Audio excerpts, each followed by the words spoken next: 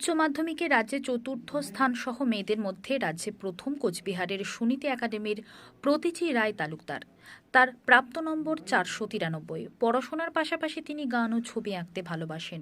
পরবর্তীতে তিনি চিকিৎসক হতে চান। কোনো রকম রুটিন করে তিনি পড়াশোনা করেননি, তবে দিনে 7 থেকে 8 ঘন্টা পড়াশোনা করতেন তিনি।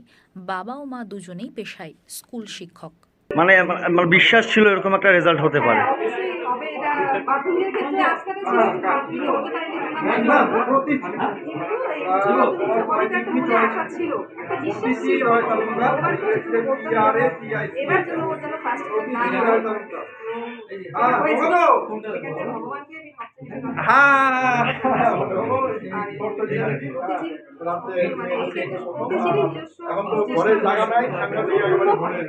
আপনার নাম? আমার নাম সুভাষা। গৃহবধূ? আপনি গৃহ? না, আমি আচ্ছা, যে চতুর্থ মেয়েদের মধ্যে প্রথম, জেলায়ও প্রথম, মানে এই যে সাফল্য, মানে কি বলবেন একজন বাবা হিসাবে?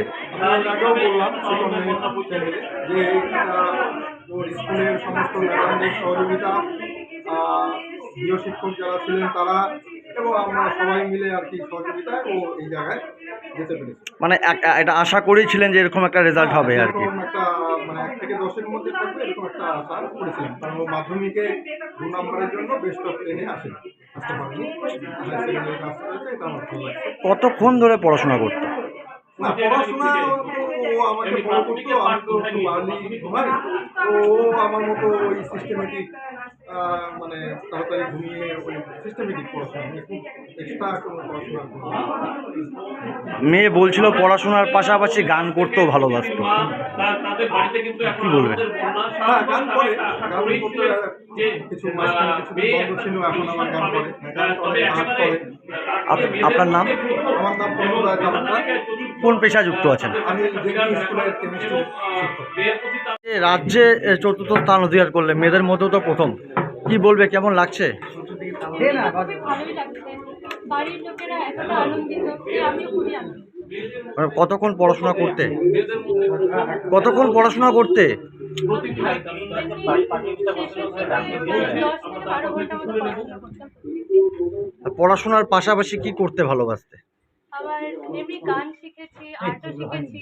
আমার গান করতে খুবই ভালো লাগতো, আর আর্টও করতে খুবই ভালো লাগতো। আশা করেছিল এরকম একটা রেজাল্ট হবে? হ্যাঁ, আশা করেছিলাম যে হয়তো থাকতে পারে, হ্যাঁ। কিন্তু এতটা হবে সেটা আমি আশা করিনি। কিভাবে পড়াশোনা করতে আর কি? আমি এমনি সেরকম কোনো রুটিন বানাইনি প্রতিদিনের জন্য যে এভাবে করব। আমার মানে আগের দিনই ঠিক করতাম যে পরের দিন এই কয়টা সাবজেক্ট পড়বো। আর আমি মেনলি ভোরবেলা উঠে পড়াশোনা করে বেশি ভালোবাসি। রাতে আমি তাড়াতাড়ি ঘুমিয়ে পড়ে সকালবেলা উঠি। আগামীতে কি পরিকল্পনা রয়েছে?